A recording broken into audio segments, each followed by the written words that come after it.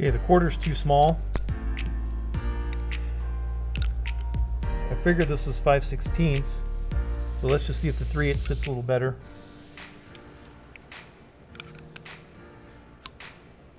Three-eighths is a good fit. Let's try that one. Okay, getting into my favorite place here under the dash, my favorite place in the world. Get the panel off right there, get the fuse panel off. We're going to set those aside, and what we're after is called the fuel pump inertia switch. And what it is a switch that is right here. Ugh. Has a red top, has a gray collar, and then it's black. You can see the screw that holds it there. There's one there. There's one down low on the other side, sort of behind the insulation. I'm going to pull those out. That has a little wire in a clip. Now, if you can get that clip off without taking it out, you have pretty small hands. I'm just going to say that. And that's okay, but I can't get it out. I've tried and tried just to get it loose, so I'm going to pull it loose. What this inertia switch does is it has a little button on top, I'll show you in just a minute, that you can reset. Now, this is always closed, right? It allows current to flow, and then basically if you're in a high-speed collision with rapid deceleration, this will flip a switch inside and cut off fuel flow to your fuel pump, so you're not just pumping gas onto a fire potentially, or ruptured fuel line or whatever. So this actually cuts off the fuel line, which also means if your fuel pump isn't working, you should check the switch. And just all you have to do is reach up on top right here and push that down, and you can feel that it kind of presses, and basically that'll reset it. So if your fuel pump's not working, fuel pump's not coming on, you're not getting fuel pressure, definitely check this switch. Let's get it out. And here's the lower screw, if you can see it right, kind of, I don't know if you can see it, but I'm going to pull it out. So I'm going to hold pressure on it and then reach in there and grab it with my hand so I don't drop it down in that eternal hole down there. Now I can kind of see it. There's the switch on top. You can kind of plunge it and see that it plunges, and it's plunged. So it's kind of like a GFCI outlet if you want to look at it like that. And now we'll just go ahead and get this clip off here. Looks like it just has a little clip there to pull that. Okay, that's what that looks like. There's the bottom. Only goes in one way. There's the switch. We're going to set that aside. Now we're going to crank the truck. Let's see what happens here.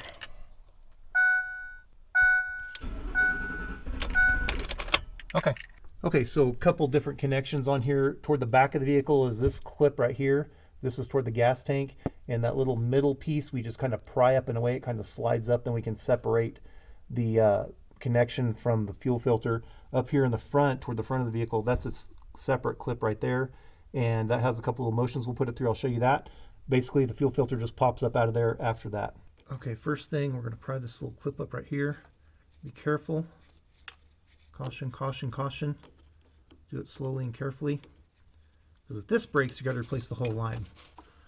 Now this one is the 3/8, and we're just going to spread it apart like that, pop it over, then work it up inside here.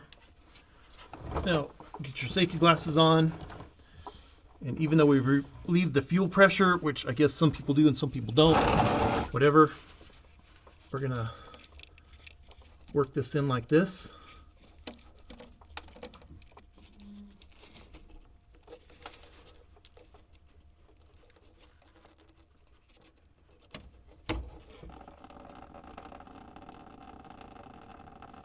Essentially, if you didn't catch the motions that I did there, was I slid this in as far as I could, then I pushed the fuel line that way, and then slid this removal tool in further toward the tank that direction, and then I was able to pull this off. All right, let's do the other side. Okay, first thing, we're just going to push this end up like that. Going to try to slide it toward the pump. Okay. And then we're going to try to pull this part up and over. There we go. All right. We're going to kind of roll it over around this side so it's out of the way. Now, let's kind of clean that off a little bit, not too dirty. We'll take our little removal tool here, snap it over. This is a little harder to pry back, so I'm going to use a little screwdriver just to kind of help push it, since I don't have a lot of room there. Pull this toward. Again, I'm pulling this part toward the fuel filter while I'm prying this and pushing that direction, okay? And that gets it in there nicely. This might be right against the flange right there. So now I'm just going to push right here, see if it comes off. There it comes. We'll let our fuel drain there. Go ahead and take this off. Hopefully that little rubber band is fuel resistant.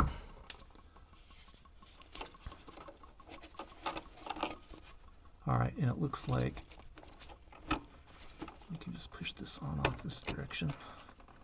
There we go. Okay, now we're going to take our fuel filter and I'm going to tilt it so it's going to leak more gas here, but this will get it out. And of course, this goes one direction, right? This has kind of a bigger flange here. It's rounded on the back here. So that's the direction the new one's going to go. There's probably an arrow on it also. Typically, these have arrows on them. And my hands are a little grubby from just the gasoline, but basically, there's the arrow right there. Nothing like the smell of gasoline, eh? I'll try to snap this down right here. Okay. Cleanliness is next to godliness, right? So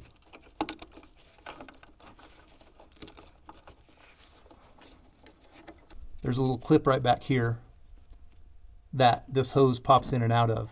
It's kind of an angle, a 90-degree angle. This hose right here comes up and it goes back at a 90 over here where my thumb is. So it popped out of the little holder there. We're just going to pop it back in as we push it. I think I'm going to pop it back in anyway. There we go. Okay.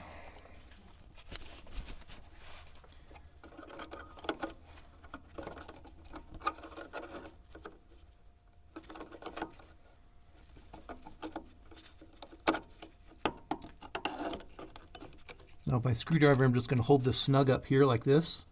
We're going to put this back over, snap it back over the line like that. We're going to kind of push it back, toward the front of the vehicle this way. And then snap that down. Now that should be good. We're always going to do a tug test both directions when we're done. All right, just check for any debris, make sure everything's clean. We're going to push this on. Click, and then we're going to push our little keeper there down, give it a tug test that direction. It's nice and solid. We're going to give this one a tug test that direction.